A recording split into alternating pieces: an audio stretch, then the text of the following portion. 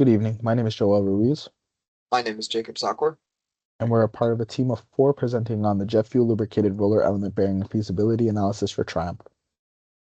For sponsor introductions, we're currently working for Triumph Systems Electronics and Control Division, with our technical contacts being Mr. Mihir Desai, Mr. Jeffrey Mazur, and Mr. Kyle Shaughnessy.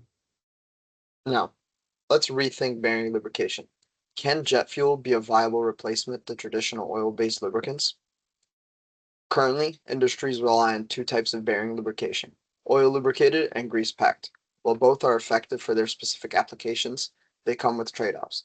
Grease is limited to low-speed, high-load applications, while oil circulation systems are heavy and complex, but allow for higher speed use cases.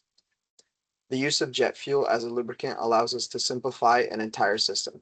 Right now, jet engines require separate fuel and oil systems, each with their own pumps, tanks, and filters. By combining these into one dual-purpose system, we can reduce overall weight, complexity, and potential points of failure. Jet fuel's lubricational properties are not as viable as oil in high-speed bearing applications. It has a low lubricity and much lower viscosity in comparison to oil. Furthermore, additional additives would be needed to change the properties of the jet fuel to be a practical alternative.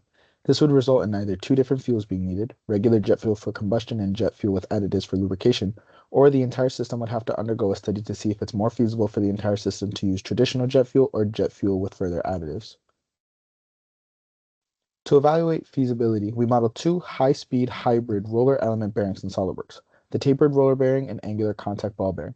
We kept operating conditions constant and varied the bearing geometry, specifically the width, to study how the contact patch affects performance. Simulations were conducted using ANSYS, while bearing calculations were performed using MESSIS.